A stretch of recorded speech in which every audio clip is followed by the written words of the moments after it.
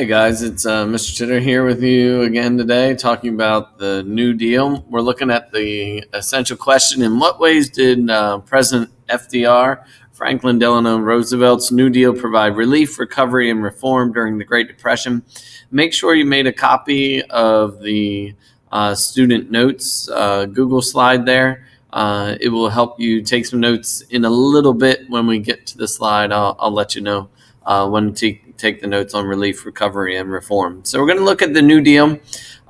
This was FDR's plan to get us out of the Great Depression. Remember, he is elected in 1932 as Democratic president, coming out and taking over for Herbert Hoover, who a lot of people blame for the Great Depression.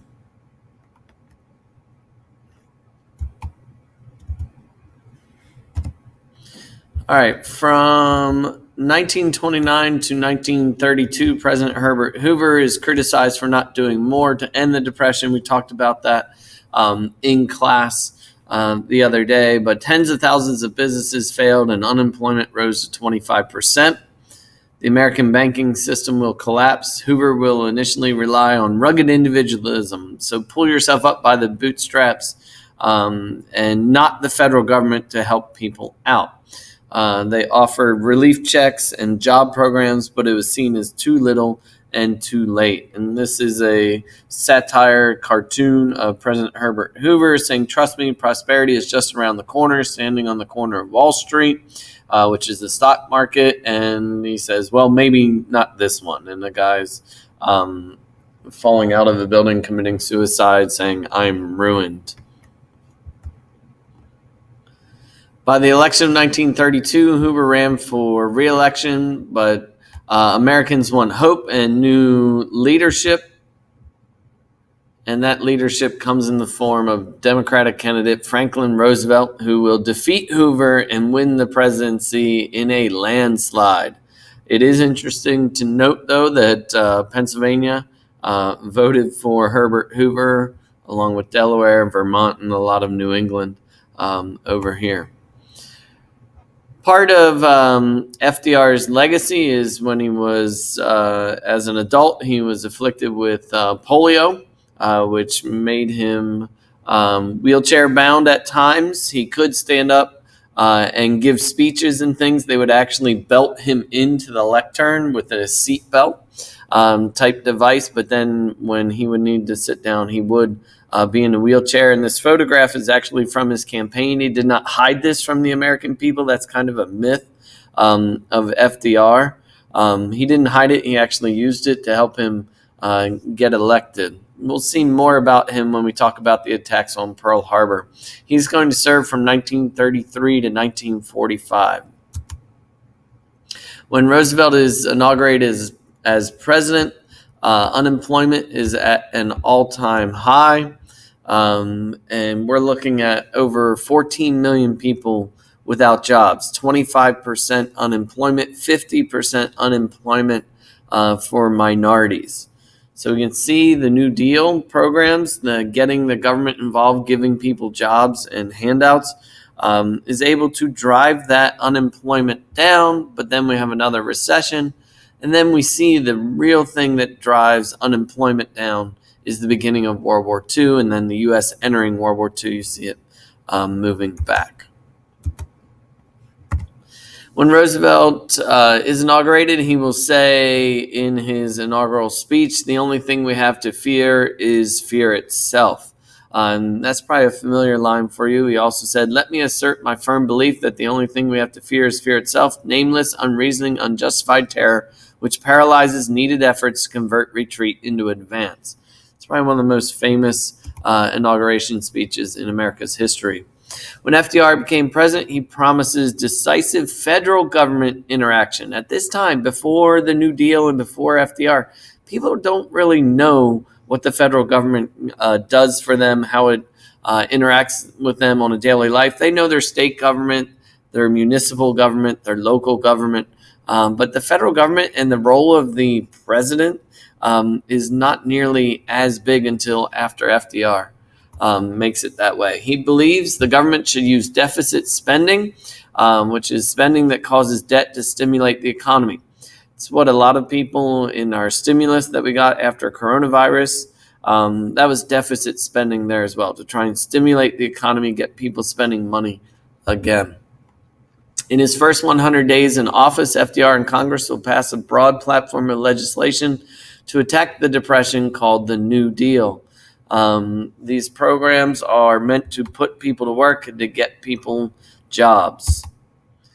FDR's first action is to address the bank crisis. People don't trust the banks. Remember, after the stock market crash, there was a banking system failure as well. People went to get their money out of the bank, and those banks didn't have it. They had borrowed that money and put it in the stock market themselves. So he needs to fix this banking system failure and to fix the financial collapse. So he declares a 4-day bank holiday. All banks are closed and inspected by federal regulators to determine which banks are healthy and are allowed to be reopened. You have to have enough money on hand. If people come in and say, I want my money out, they should be able to get it out. And only healthy banks could reopen after that holiday. FDR will use the power of the radio to communicate with American citizens in what he calls fireside chats, using simple, clear language to explain New Deal programs and give people hope that this depression will end. Today, current President Donald Trump uses Twitter to connect to the American people. And that role of the executive branch talking to the American people has started with FDR. In a weekly radio address, he would give people confidence that the government was actively fighting the Great Depression. His wife, Eleanor Roosevelt, served as his eyes and legs of the New Deal. She tours the nation, talks to people. What are their issues? What are their problems? How can the federal government help them? She transforms the role of the First Lady. And it'll never be the same since then. Because of the role of the First Lady, maybe you don't like it, maybe you do. You guys have a much healthier school lunch option. Ketchup does not count as a vegetable as it did during the Reagan era because of the hard work of Michelle Obama. Melania Trump is working on cyberbullying campaigns and things there. So we see this role of the First Lady evolve over time. In my lifetime, or when I was about your age, probably a little bit younger, it was Say No to Drugs. That was the Nancy Reagan campaign.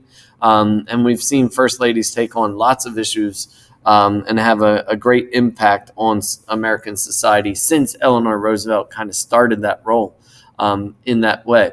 An aside story, my grandfather served in World War II, and Eleanor Roosevelt came to visit his ship, the USS Canberra. And my grandfather and his shipmates had to clean the ship with toothbrushes, and they couldn't skinny dip anymore off the side of the heavy cruiser. So he did not like Eleanor Roosevelt and couldn't stand her because she made him do a lot of extra work when she came to visit during World War II.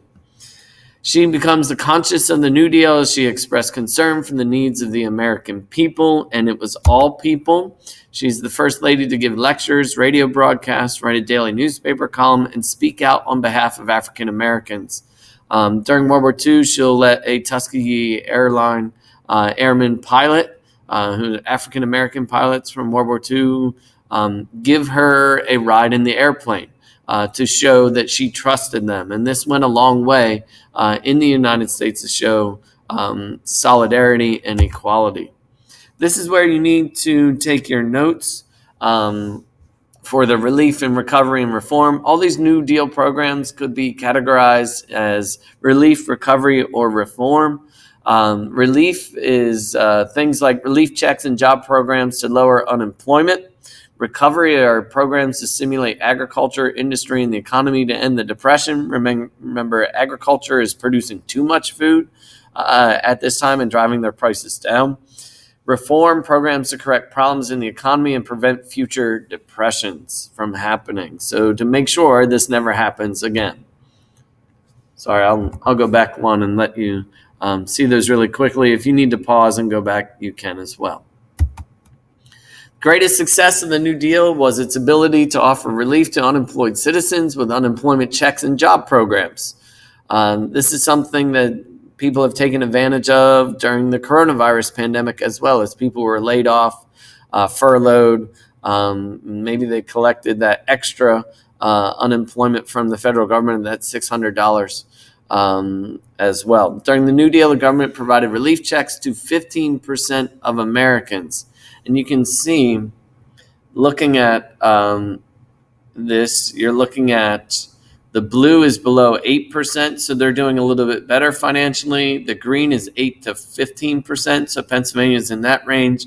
And then the red is over 15%. So if you would look at that and who is more at a financial disadvantage, you would generalize that that is the southeast part of the United States, where we see a lot of poverty and a lot of relief checks needing to be doled out there. From 1933 to 35, FDR's New Deal programs helped lower unemployment and restore hope, but the Great Depression does not come to an end.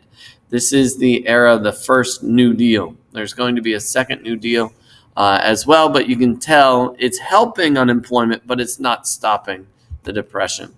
FDR's failure to end the Depression leads to criticism of the New Deal. We saw this in stormy weather with Father Coughlin and some other people, but the biggest critic is Huey Long. He is former governor of Louisiana. He has created his own police force, and anything that happens in Louisiana needs his approval. And he wants to come up with like kind of a modern day Robin Hood, take from the rich to give to the poor. It's called Share the Wealth campaign, where he would tax all personal income over $1 million and give each U.S. family $2,500 per year. So this is more of a socialist type policy, share the wealth. Huey Long, though, is kind of drunk with power, and he ends up being assassinated. I'm not going to go through all those quotes there, but he threatened to run as a third-party candidate, but he is assassinated in 1935 and is no longer a threat to run for president. Back to FDR's New Deal. I'm going to highlight some of the bigger New Deal programs. One is the Works Progress Administration. They all come with an acronym. Typically, that's an abbreviation, so that's known as the WPA. By 1935, most New Deal work programs are non-skilled building jobs, so construction. Remember, these men are men of the road, riding the rails, and FDR is going to try and come up with programs to put them to work, so they're not just vagrants roaming throughout the nation. WPA is created to provide as many as 10 million jobs for men, women, and youth in building projects. A lot of our schools are built as WPA programs. J.P. McCaskey High School is built as part of the WPA during this time period as well. FDR will also create something that we still have today, and that is Social Security Act. Social Security provides old age pensions for Americans at the age of 65 so they can stop working and can collect Social Security to help pay their bills. Social Security is also America's first welfare program because it provides payments for blind, handicapped, and needy children. Also, if you're orphaned, you collect your parents' Social Security, or if you lose one parent, you collect the parent who passed away, their Social Security. And so this is our first ever safety net to help people get by if they need to or if they have loss in their lives. 1936, FDR needs to run again. And this time you notice Pennsylvania does not vote for the Republican. Overwhelmingly, this is a landslide election for FDR. That is how popular he was in 1936. But his second term proves more difficult than his first because the Great Depression is not ending, and it actually would go into a recession within the Depression. And unemployment will spike here again. The New Deal is too expensive. It's not eliminating unemployment or ending the Depression, and people are getting upset. Right now we have pandemic fatigue. Well, look at the number of years they're in that. We are 7-8 months into the pandemic. They are 7 years into the Depression. Imagine the fatigue, depression fatigue they would be suffering from at this time. By 1937, Roosevelt faces criticisms there. He backs off government-funded job programs, and unemployment quickly rises again into the recession of 1938. New Deal is not stimulating the economy or ending the Great Depression. And some of his New Deal programs are being called unconstitutional. And he fears that the Supreme Court is going to rule them unconstitutional, and like the Agricultural Adjustment Act and the National Recovery Administration, the NRA.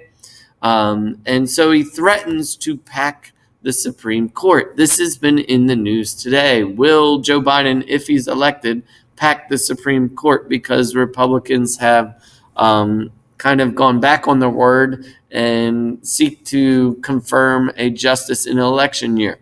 Will he pack the court and change it to 11? And people keep asking Joe Biden this question. So this is not the first time that's come up in an election. People start to worry that FDR is acting like a dictator or a king. And people start to get concerned and outraged as he appears to be overstepping his constitutional powers of government reorganization, Supreme Court revision, and step by step becoming a dictator. His New Deal does dramatically change America, though. It gives the federal government a much greater role in your everyday life. Programs like the Civilian Conservation Corps, Public Works Administration, and Works Progress Administration to help people through the Depression, put young people to work. And you still have Social Security today. We still have the SEC and the FDIC, which protects people's bank deposits up to $250,000. The SEC regulates trade on the stock market and other places. We have unions with the Wagner Act and the elderly with Social Security that hopefully is still around when I retire and when you retire as well. His charisma and active involvement in the economy changes the role of the presidency and expectations of the federal government forever. Trump's power, if he stays in office, Obama's power, Bush's power, the Clintons' power, all that comes from FDR changing the role of the president. FDR's leadership unified African Americans, unions, and immigrants, and poor voters under the Democratic Party, and that has major implications going forward in the 1900s. Thanks for tuning in today, and I will talk to you later. Have a good one.